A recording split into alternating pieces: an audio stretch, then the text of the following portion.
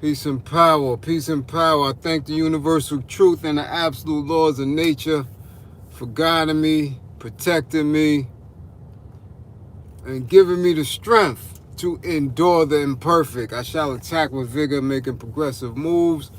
A divine mind knows, a divine mind shows. All things work in divine order. All things work in divine order. All things work in divine order. Peace and power. Ah, peace and power, peace and power. Excuse the delay, but as you can see, I'm on the road, I'm out of town, and everything is off. Scheduling is off. I haven't even eaten yet, yo. I haven't even eaten yet. And it's a bit crazy, but discipline. Discipline is of the most importance, and the only other time I miss Saturday Night Book Club is because I was on the road and wasn't going to do it this time. Wasn't going to do it this time. So, you know, we're going to get to it. I definitely appreciate all of the support, all of the new subscribers. Peace. Hey, Debbie, I see you. Big Ma, what up, what up, what up? Truth lady, oh my goodness. Walaikum assalam wa rahmatullah wa barakatuh. T, what up, T? T, we got to get that session in. If we don't get it in, because book club is not going to be lengthy tonight. We could get our session in probably after I eat. I don't know what they're doing in there, you know? Oh, Portland, Jamaica. We got the Yardman in the building. At IHOP. Y'all still eat IHOP? Man, I haven't been in IHOP in a minute. Because they kind of fell off in NYC. They're not as good as they were. But salute. As you can see, you know, because of Doggy, I always got the Cliff Bar joints. You know, I got one in the stash. I travel with a few of them, you know. So, y'all gonna have to excuse me while I get a bite or two here. Like I said, I am, you don't know. You don't know traffic, man. Oh my goodness. 14 hours, I believe. So as soon as I got in, just crashed and really been out of it all day. So, you know.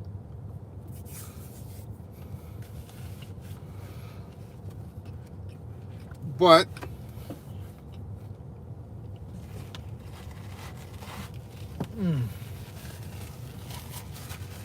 we're gonna get this book club in, you know, because it's almost time, man. We have to get out of this here. We're on chapter 16.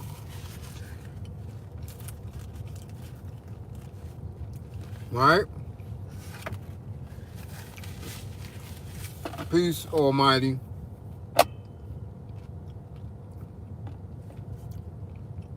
Alright? And again, share the vid. Let the rest of the tribe know that we out here. We getting ready to get our book club on.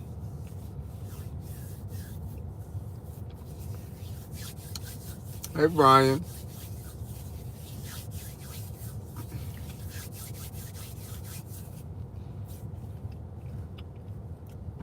Salute, Devon. Salute.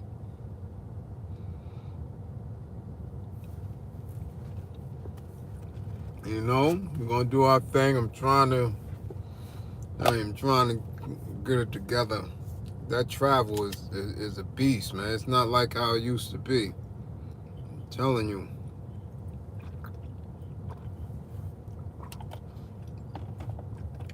And when you start getting up there in age, it ain't no quick thing no more. It's so not. It's is different. So to Big Ma and Big E from Brownsville and all you guys that move around and drive for a living, salute. Cause the kid don't do it. I'm telling you. And I don't like, you know, I love my people, but past the Mason Dixon line is shit is different. Shit is different. Everybody down here naked face, and every time I go up in the spotty spot, you know me, I'm double and triple. No, I don't play. I'm double and triple. I got my little Dita joint. Go over my 95. They looking like, yeah, y'all keep thinking it's sweet.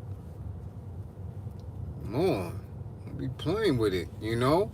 So it's a lot of little passive aggressive shit. You know, it's weird, but I don't let that trigger me. I'm more triggered by all the news that I'm seeing. It's not even been a whole 24 hours. I'm seeing some wild shit.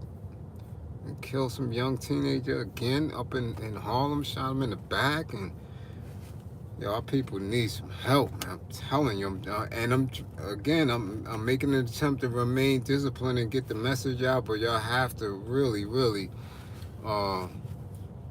get the subscription base up.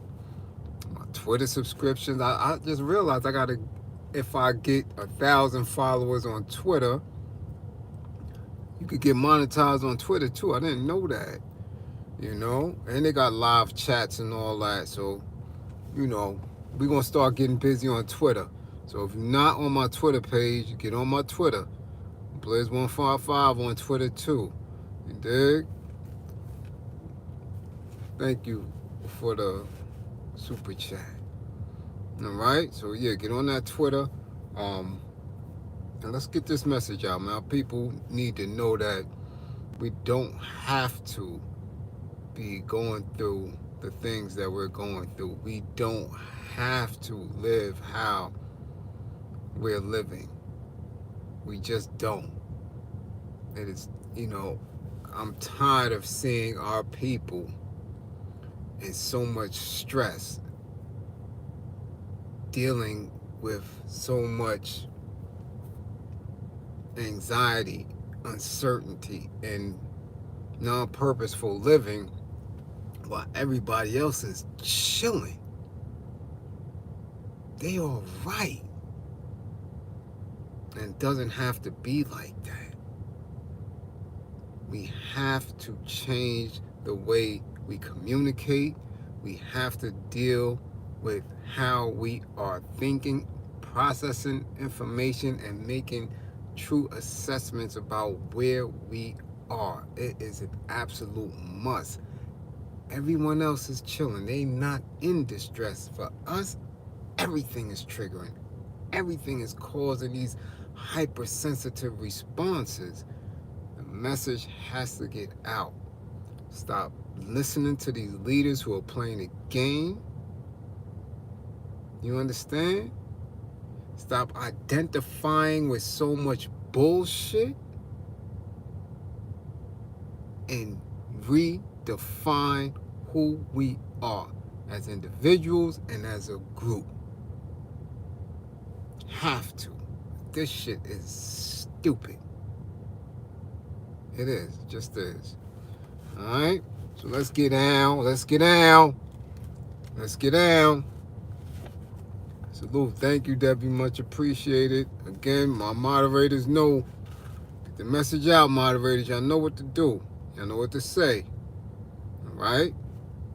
The Cash App up. We not, what's the call? We're not getting YouTube rich. Alright? Let it be known. So let's get down. Let's get down, y'all. Look. Y'all gotta love it. I'm in the whip. Way out. Down in the Delta. Still coming through because y'all want me to come through. right? All right. Erie, what up? All right, LG, what up, L? Make yourself present, make yourself known. Come on now. I ain't see LG in a minute. What's the hood? Let me find out you just coming home or something. Let me find out. I had you in the hoop scout. You just coming home.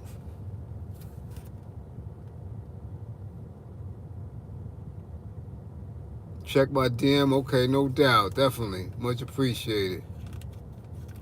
Salute, Mark. What up?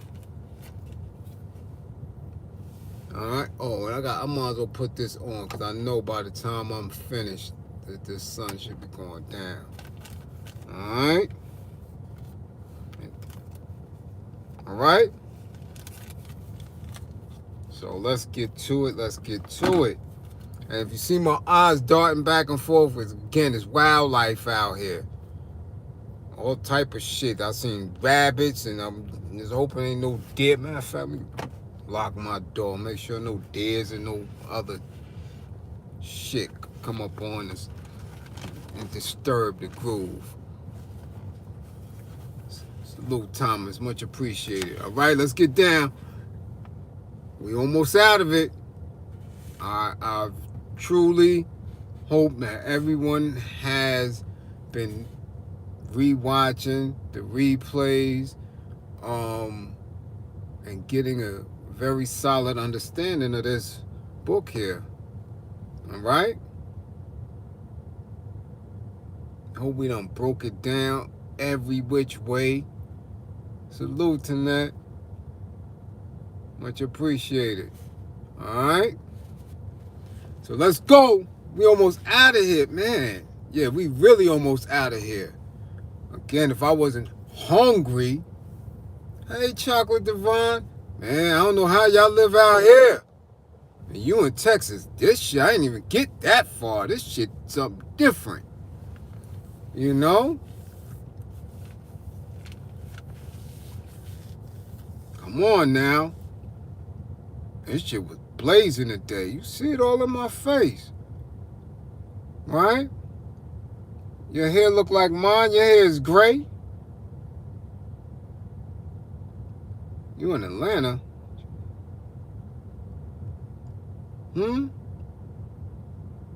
CC, what up? All right, so let's get busy. Chapter 16.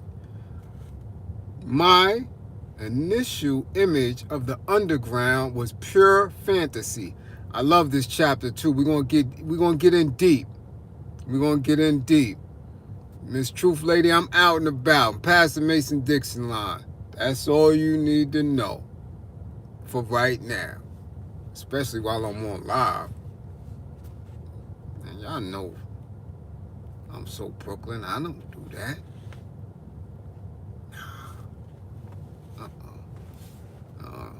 Might try to come get all up on my sweetness. I can't, cut that out. You know? My initial image of the underground was pure fantasy.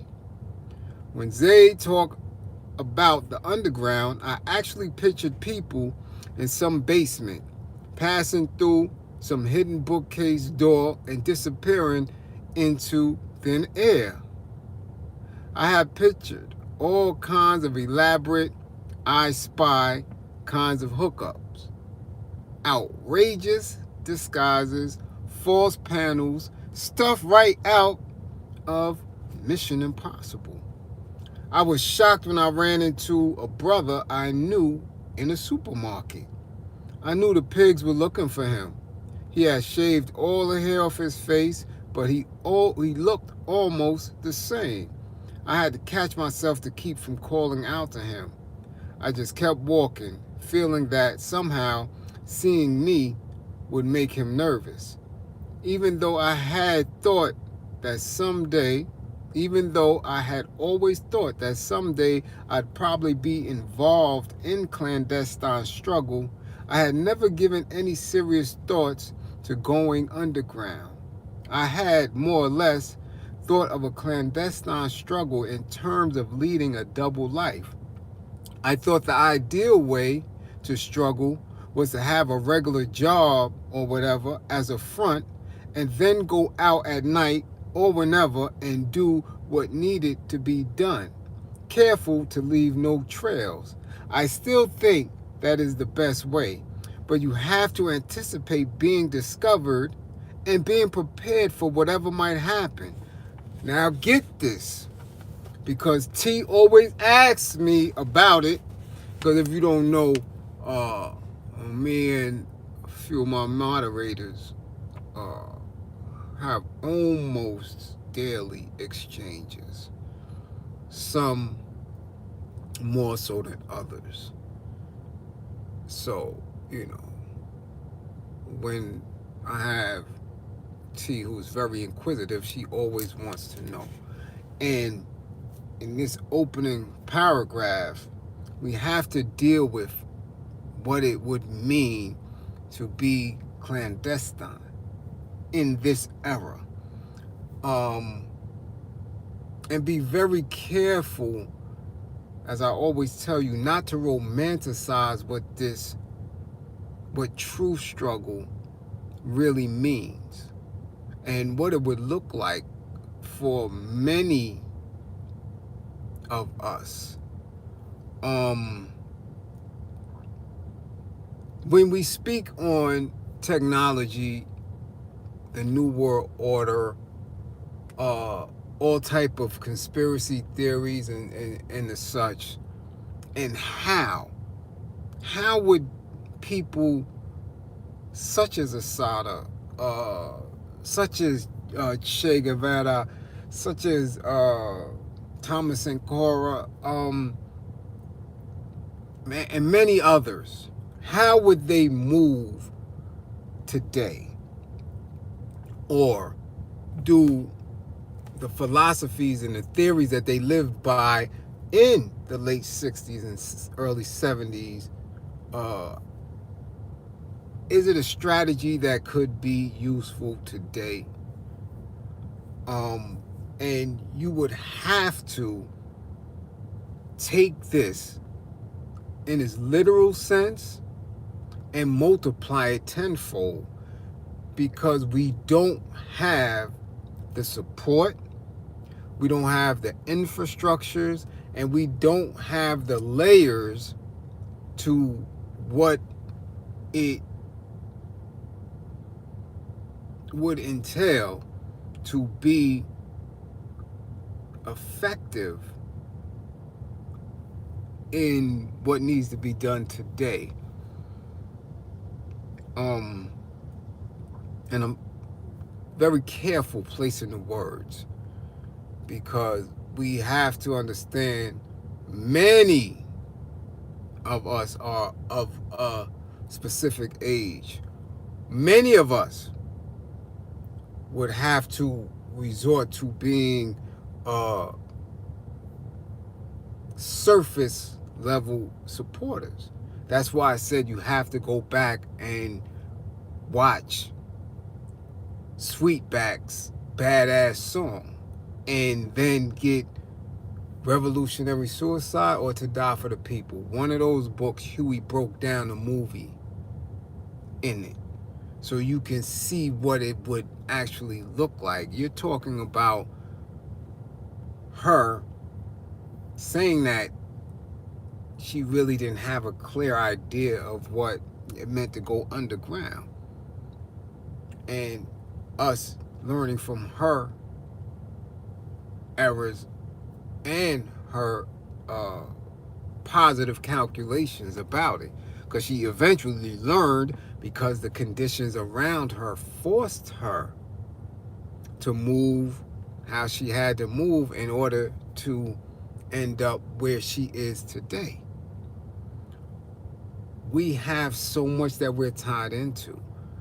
I mean, you have people who really, really are conscious, are woke, but are tied into the system for a lot of reasons, right? Just to get resources or just to live. There's no way that they can remove themselves from those spaces and just disappear. It just doesn't work like that. That's really romanticizing the idea of what this struggle would intake, which is why the mentality of our people is what we really have to struggle to get in order. The mentality of our people, because then those who will put in the actual physical work would have safe spaces to operate in. And that's how you gain ground. I'll say it like that. You cannot be sitting here believing that it's a cakewalk. It is not. It is not. So to be effective, to really disappear, you have to know how to disappear. You trust and believe. I only give you a third. I only give you a third. All right? Trust and believe. I get low. Very low. All right? That's why I always say, while I'm here, I'm going to do my damnedest to make sure the lessons are spoken and articulated and comprehended to the best of my ability. Because I can do this. This is not who I am. If you get what I'm saying, I'm able to talk, to speak it, but that's not who I am. All right? So understand what it is. Don't get caught up into what a conscious community, a woke community. Don't get caught up into that social media garbage where people are talking about it and not living it, not doing it. Trust, especially if they're tied into it financially.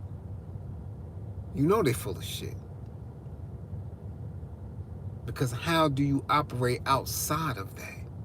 How would they be able to accumulate anything outside of it if you really were effective? That's the first thing they come for. The first thing when they going about attacking anybody that is outside, right, of their plan, of their agenda, which is to dominate you as a person, to enslave you, to capture and get the most out of your labor. The people who are not conscious but woke enough to say, yo, I'm not with that. Those are the people who are into criminal lifestyles, into all forms of hustle, from pimping to being a narcotic merchant, to doing all that. They understand themselves to a certain degree, that they're not tied into the system in any way. How does the system get their hands on them? They attack their finances first, right? Because that's what gives you the ability to move around, your resource. So once that's captured, you're done off, especially when, see, illegal activities are not something that the people benefit from. That's only the individual, the kingpin, the head pimp, the head scammer. They benefit. The people don't benefit from that. So therefore, when it's cut off, there's no support, because there's no proper political education. There's no real service to the people. So now let's take it from somebody who is in specific service to the people. Their skill set allows them to provide the service outside of the system. right? Doctors, right? Healthcare practitioners. You understand? People who are in social work. People who provide specific needs. Gardeners, right? Mechanics. These are people who can survive outside of the system. So if you see somebody who claims to be pro-black, extra militant, power to the people, but they are being financed, supported, and given resource from the government, from your enemy, they full of shit. Because the enemy will never finance their opposition.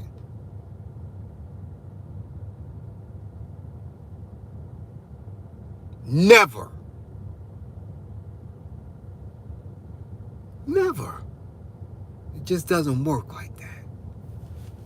So you have to have a way, if you're truly effective, you have to have a way for you to get low. And create infrastructures. Create pockets. You understand? Go back and really, really, really do the knowledge that the Underground Railroad, the Harriet Tubman, to how it was functioning. And then make it applicable to today. So without being extra specific, you know you can't have any tech on you. All right, so we I'll save that for a later build when we dealing with a different book. But y'all get what I'm saying. Let's continue. At the end of the 60s or the beginning of the 70s, it seemed like people were going underground left and right. Every other week, I was hearing about somebody disappearing. Police repression had come down so hard on the black movement that it seemed as if the entire black community was on the FBI's most wanted list. The repression had come down so fast that many people had no chance whatsoever to get organized. I was kind of in limbo, slipping back and forth between above and below. As far as I could tell, I was only wanted for questioning. I hadn't done anything and didn't feel that the situation was too grave. I had to be discreet and change some of my habits, but I felt relatively free to move around above ground and underground without too much problem. I had no intentions of answering anybody's questions, so I figured I'd just lay low until the heat was over. There were so many things that needed to be done. Hold on, before I even go into that. Next paragraph. I want you to recognize something very key here. And this is something that in my research and my study and in hindsight, I continuously find as a fault of the Black Power movement when it comes to certain leaders. They really didn't know how important they were. They didn't understand and acknowledge a lot of the things that they were saying. And I don't want any of you to ever not acknowledge how important you are, how great you are, and how much potential you have. You have to understand that. The mere fact that you call yourself woke, conscious, aware, and moving in a path that is anti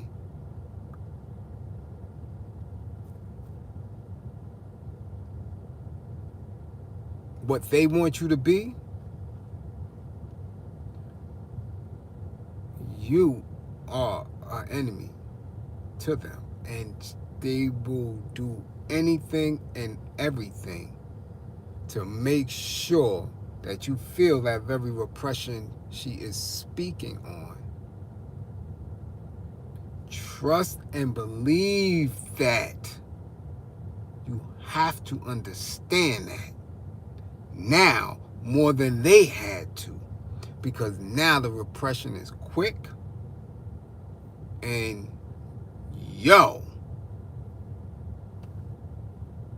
there's no comeback. They didn't understand that.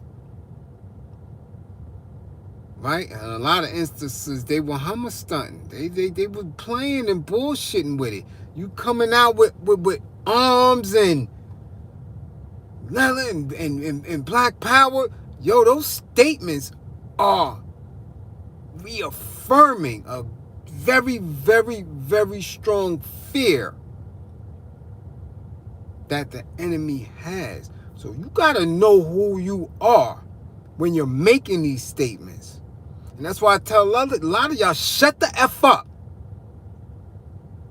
And people on your job don't have to know how radical you are.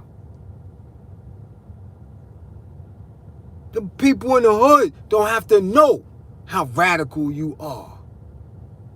Everybody doesn't have to know that shit.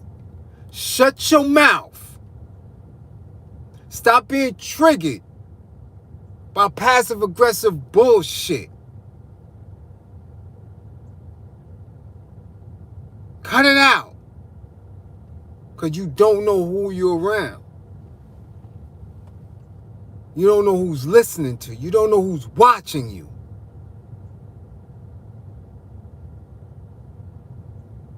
I'm very aware of who I am. How important I am. That's why I don't slip. I'm not slipping. You're not going to catch me drunk somewhere in the club. Wilding. You're not going to catch me somewhere fisticuffing some weak-ass Euro. No. I know who I am. They know who I am.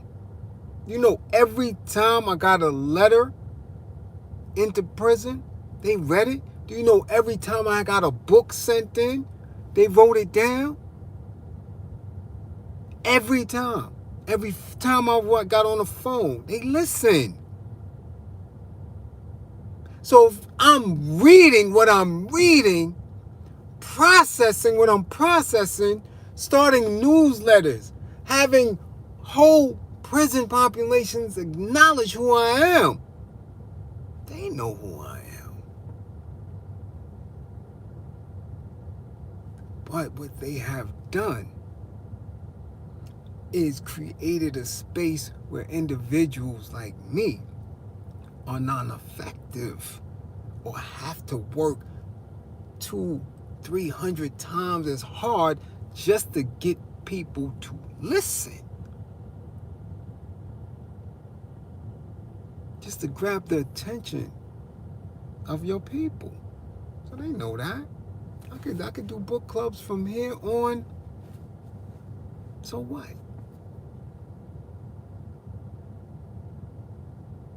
So what? Any of y'all, I could put the whole play together tonight, right now. I don't have to stagger book club. I can go from the first book to the last book that you need to read, just like that. But if we don't put the hands-on work into effect, they're not worried about it. You understand what I'm saying? They know. That's why I said there's no bullshit. And somebody told me, well, no, because we got to do this, but, you know, there's other things that we have to do, and, you know, I don't do this and that. You know, I'm here, I'm hard, you know, I'm playing secret double agent. There ain't no secret double agent shit, nothing. What the hell you think? We living in the Iron Curtain, Russia, with Trotsky and all, and get the fuck out of here. Information flows like that.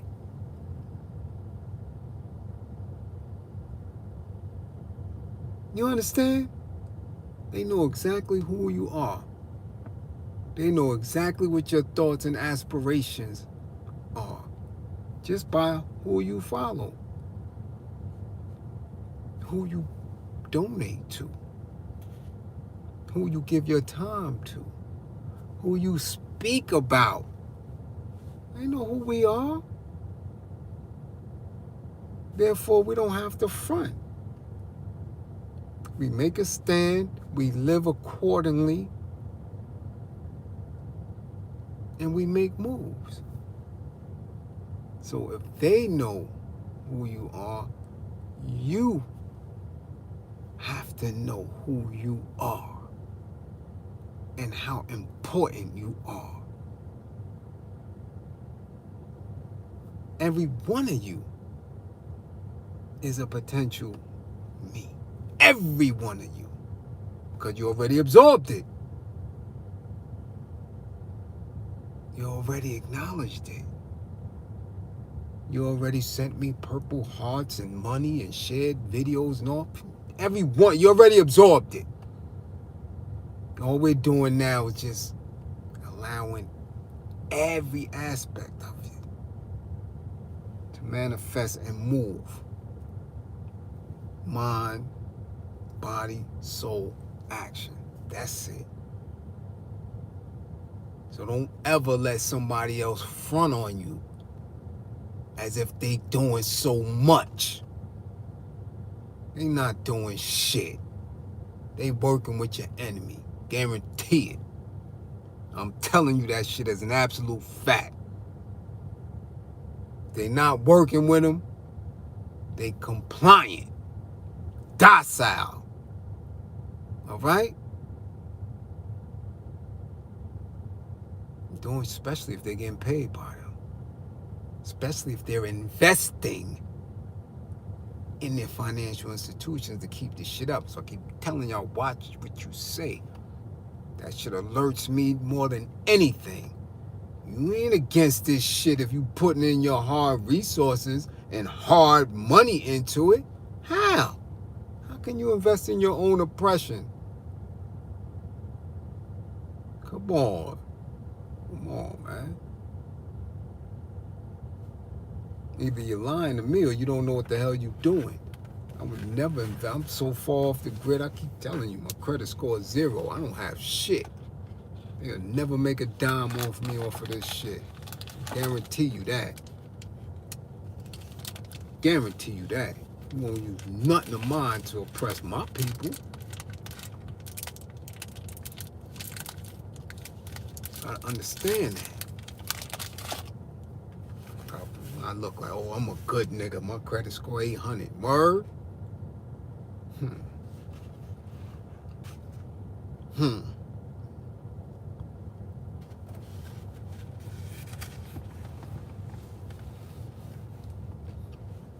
Not Blackie.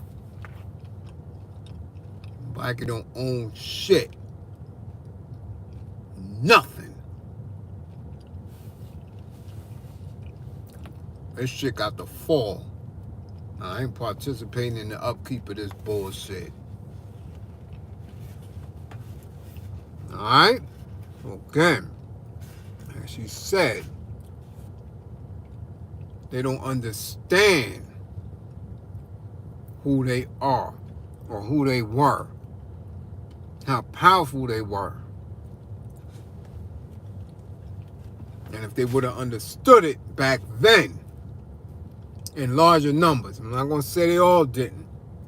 And there's still some that's that fell off the grid, and they understand it. They somewhere just in waiting. I've met members of the BLA behind the wall who taught me a lot. They never getting out. I've met a lot of people. You understand? Those who we see, those who we know, those who ran through, they did not understand what they were saying. So I keep telling you, when you say you're a man, when you say you're a woman, a black woman, when you say that, you're telling your enemy, oh, here I am. That is a challenge. You're challenging them. You're letting them know that you are their op. Because if I'm the black man, if I'm a man, they gotta question who they are. They're like, well, he's not acknowledging me. I'm the Euro. I'm the omnipotent administrator of all this. And he dares to say that he's a man? Well, we got to fix that. So when you're doing these things, right, when you're wearing garb, when you're so black and so powerful in image, and they run up on you, you gotta acknowledge that shit. Ain't no crying. You're telling them you're an op. Ain't no crying. Because at any given time, you are a potential casualty at any given time. So when you see all this stuff on the news, that's what you're watching. You're watching individuals who did not understand their potential and who were living in a manner of which they got caught slipping. You have to understand who you are, your purpose, because that allows you to always be on point. Always. Because you're always black. You're always a man. You're always a woman. You haven't been reduced to letters, acronym. You haven't been reduced to a flag. You haven't been reduced to a sorority, a fraternity, a Greek. You haven't been reduced to a church. You haven't been reduced to a political party member. You're saying that you are a man. You are a woman. You are an op to them. All right? And at any given time, they're going to treat you as an op. Soon as you slip, soon as you get angry, soon as you feed into the passive aggression, soon as you make a statement at work, soon as you protest. Understand that so you don't get your head knocked off prematurely. Understand your potential to be greater. You are a divine entity. Once you acknowledge that, it's a feeling, it's an essence, it's an energy that comes. They know who you are. You don't have to say a word. You don't have to utter a word. Just, you see how they try to get close to you? When you're going about your business, when you in the post office, when you're in Target, when you in the supermarket, they try to get close to you. They trying to figure you out because that's that energy you stand in. Them other niggas they don't care about because they know that they're intrigued with their bullshit. But you, they try to get close, either to agitate you or to draw your energy. Because if they could agitate you, they could kill you. Simple as that. Because when they're in distress, the machine comes running. I watched The Matrix 50 times. I don't get it. Soon as they popped into the Matrix, boom, the agents was right there on them. They know where they at.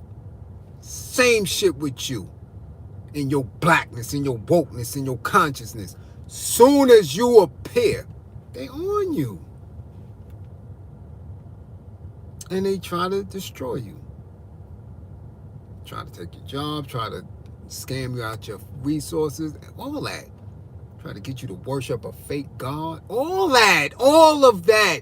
Those are all attacks by agents. Shit ain't no conspiracy. Shit ain't no fantasy. Shit ain't make-believe. It's real. What are you going to do? Acknowledge your greatness. Acknowledge your greatness. Recognize who you are so you don't get shot 60, 70, 80 times.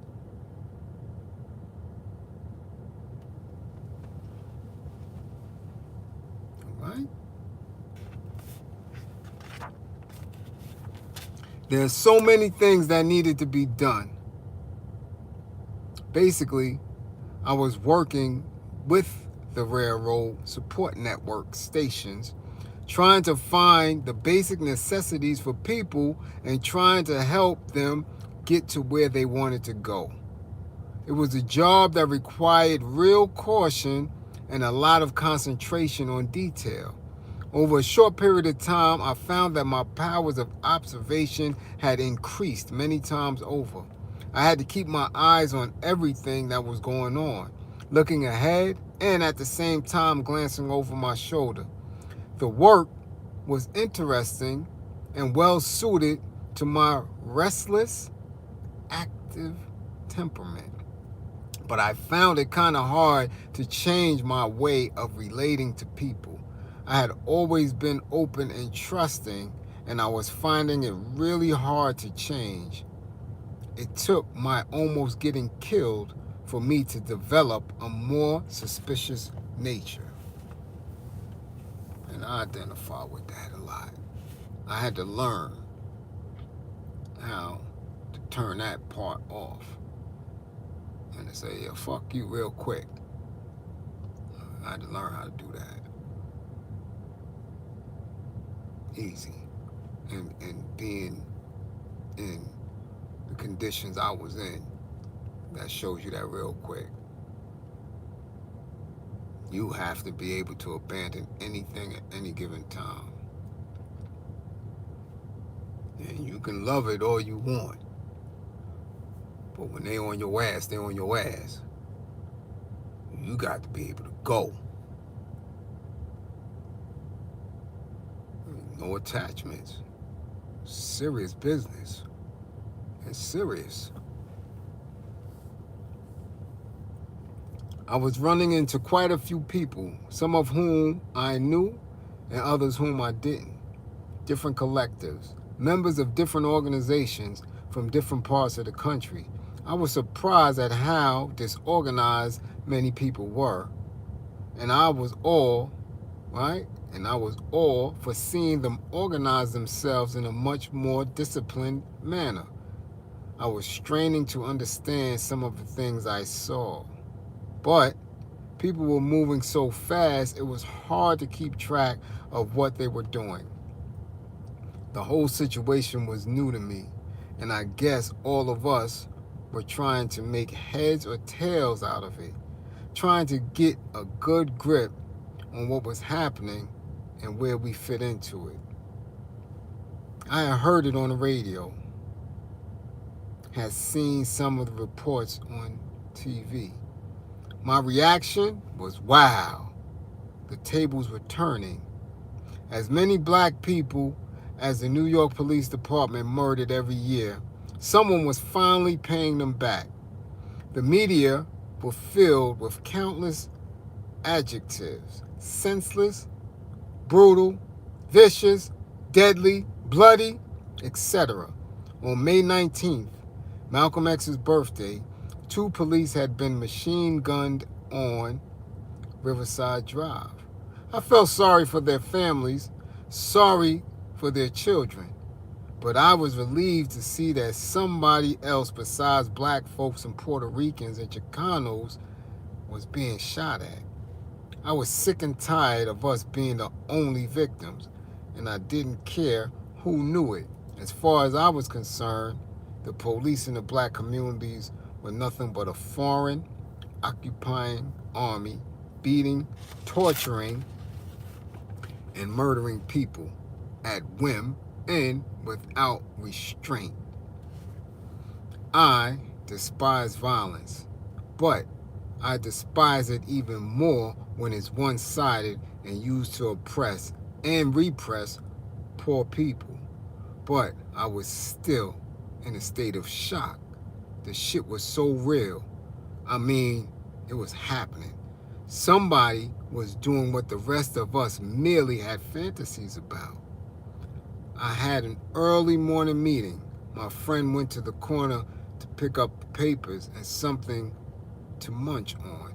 He came back all excited. "Look at this, sister. I think you should look at this." I don't want to look at anything right now. I want something to eat. "What did you buy to eat?" "This is serious, sister. Will you come over and look at this?" "Man, I don't want to read no paper. I'm starving," I said. Nevertheless, I went over and picked up the paper. "Oh shit. Oh shit," was the only thing that would come out of my mouth. Hungrily, I read every word of the article. I stared down at my picture on the front page of the Daily News. The paper said I was wanted for questioning in relation to the machine gunning. Shit. I walked aimlessly around in circles. I couldn't believe it, but I was looking at it. "You've got to get out of here, sister," my friend said. "Where am I supposed to go?" "I don't know, but we've got to get you out of here. Maybe you can go and hook up with the people." I knew that I had to hook up with some people in the underground, but this was no time to go around hunting for people. Strangely enough, I felt calm and I wanted to stay that way. I asked my friend to go and get me a wig and some other things to enable me to move around a little bit. While he went to get the things I needed, I went through my address book and made mental notes of the people who the pigs could easily trace to me. I had to stifle the desire to call my mother and tell her that, at least for the moment, I was relatively safe and that I loved her.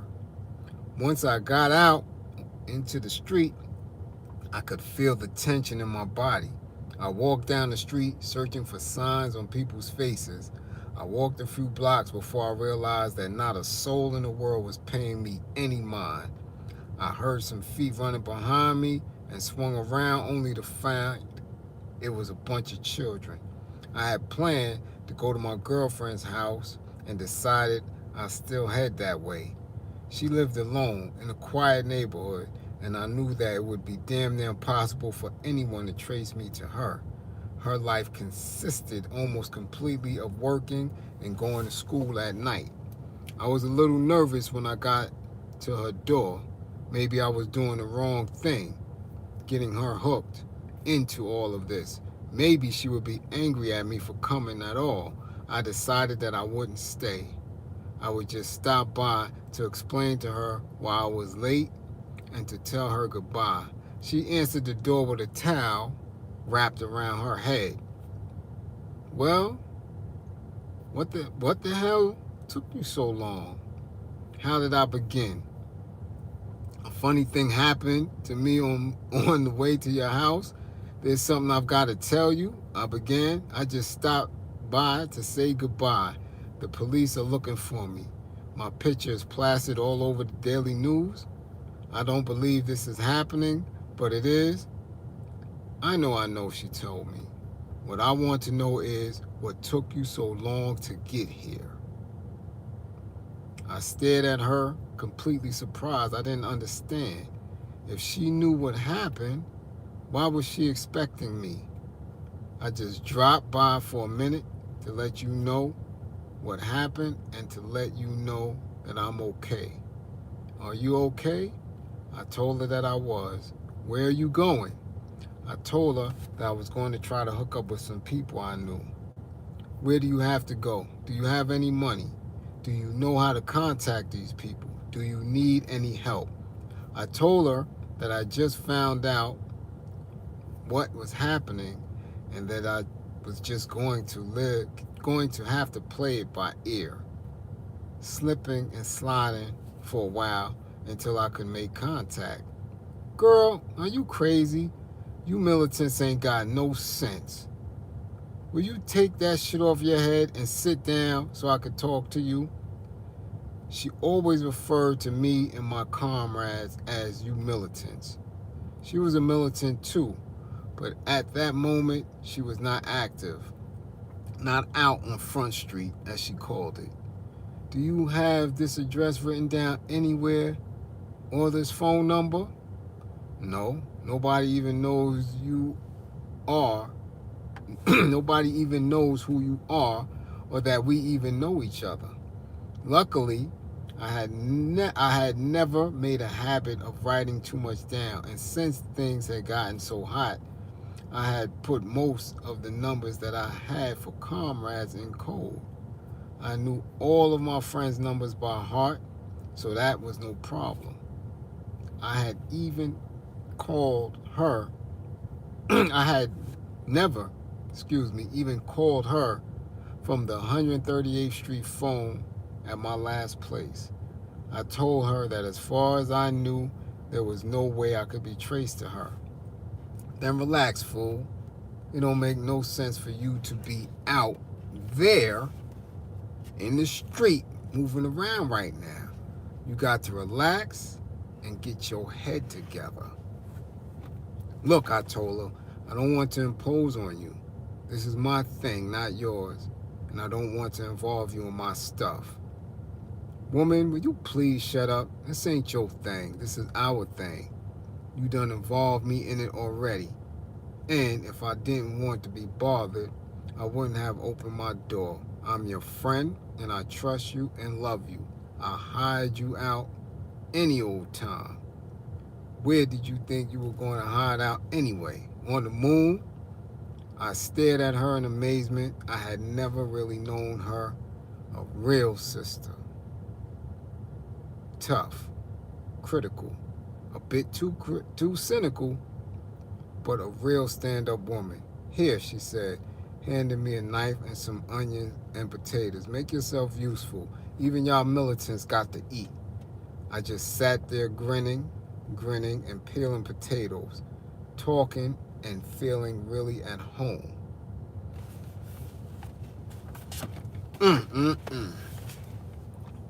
So again, you never know who's supporting, all right? Never know who's really, really feeling you, all right? Never know who's more ready than you are. Get that hot shit. Some people are ready. Some people have more in play than you in all of your work. Understand that. And until we are in a space where we can acknowledge that and be prepared on that level, I always say we have a lot of work to do. A lot of work. It's early in the morning. I have to move. The move has got to be made with care since my picture has just been plastered all over the newspapers. Wanted posters of me are everywhere, and somebody had told me that the police have a photograph of me in the space over the glove compartments of their cars. Carefully, I arranged my disguise. It had been designed not to stand out, something that will help me blend in with the other people who will be on the subway early in the morning. I stare at myself in the mirror, debating whether to look like a secretary or a maid. It's too early in the morning for secretaries. I decided to look like a poor black woman. Thick, ugly stockings, run over black Oxfords, beat up plastic pocketbook, hand me down looking plaid jacket, and of course, Lord have mercy, looking wig. My puffy morning face, smudged with a dab of awkward looking eyebrow, pencil, and lipstick, are perfect for the look. I walk down to the subway, stopping to buy the paper. I stand on the platform waiting for the train. I thumb the newspapers, making sure that no familiar photographs appear.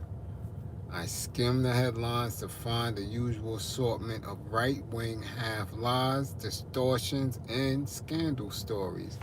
The headlines, as usual, are offensive.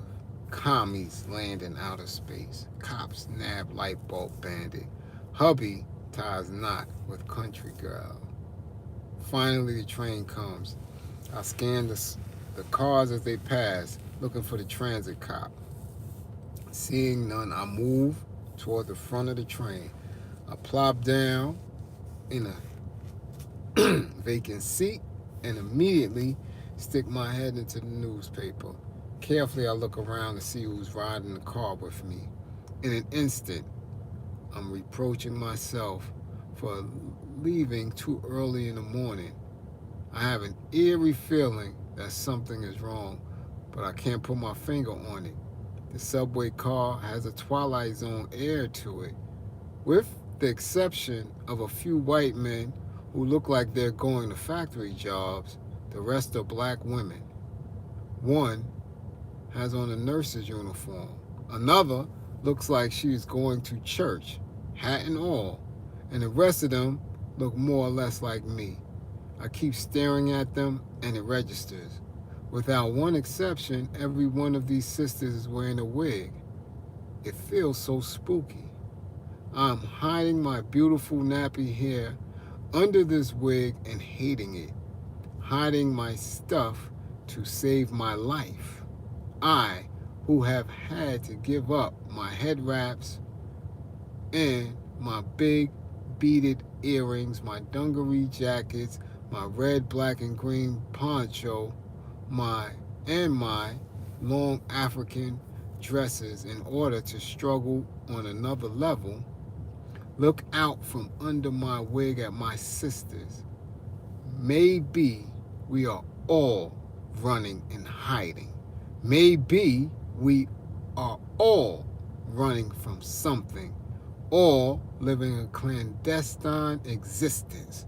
Surely we are all being oppressed and persecuted. I imagine the headlines. Nigger woman nabbed for nappy hair. Afro gal has tangled hair. Militant mom bears all. It is really too much to comprehend. Such horrible things have been done to us.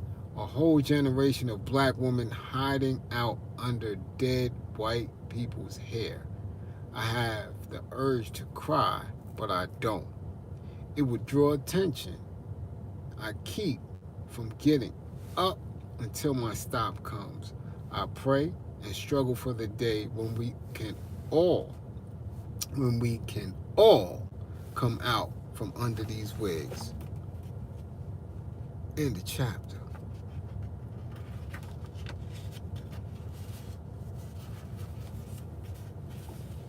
Poem. I understand that I am slightly out of fashion. The in crowd wants no parts of me.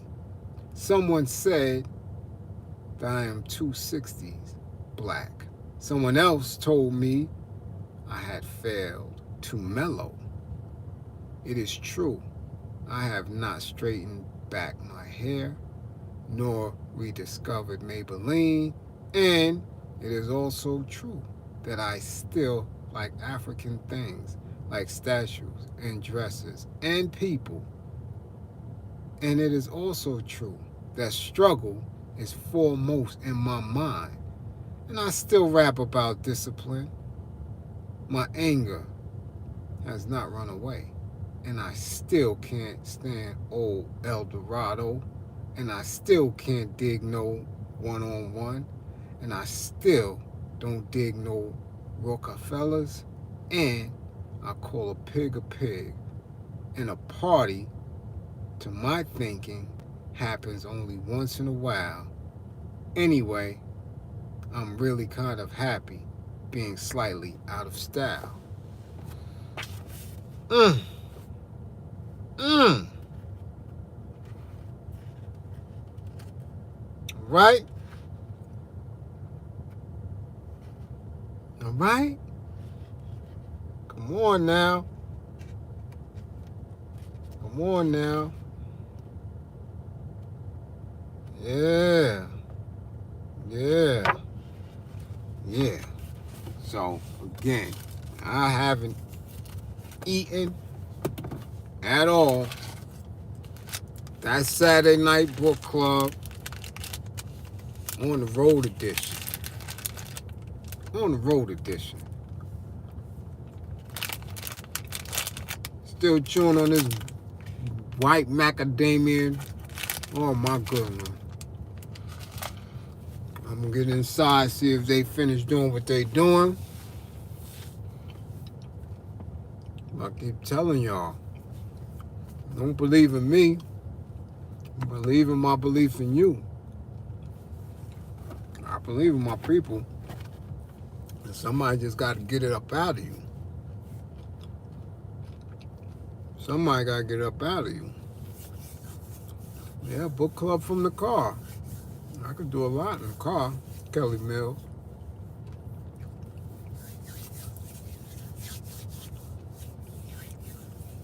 I see you, Ryan. And you'll appreciate it. Much appreciated. Alright? I'm still tired. And you can see.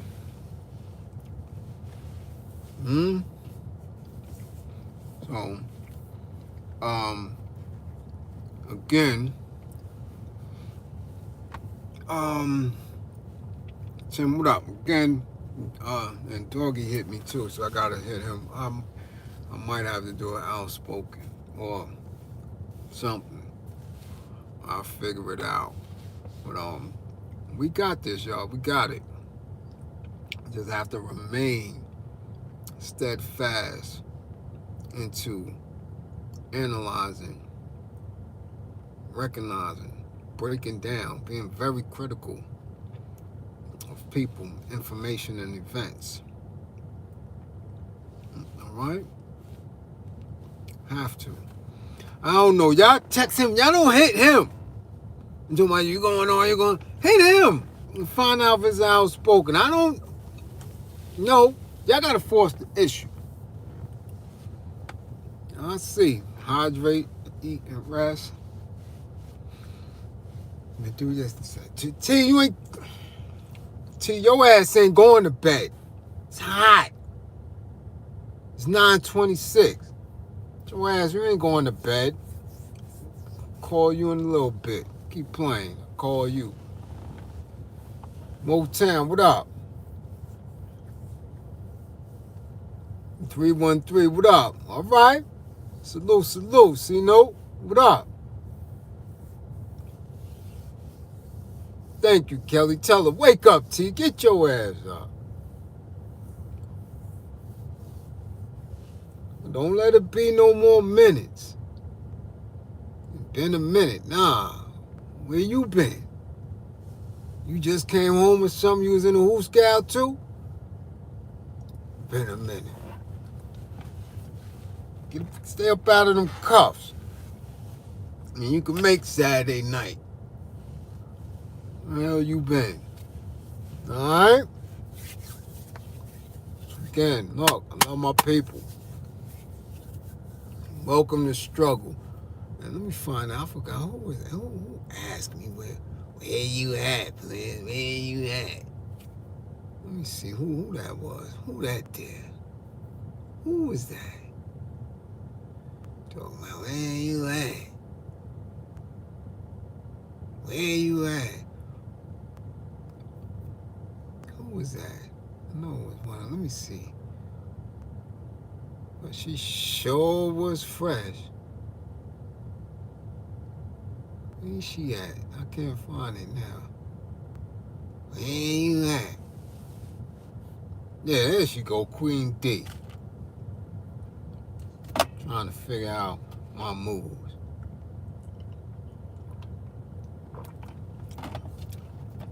DM me. I'm trying to put my moves on Front Street.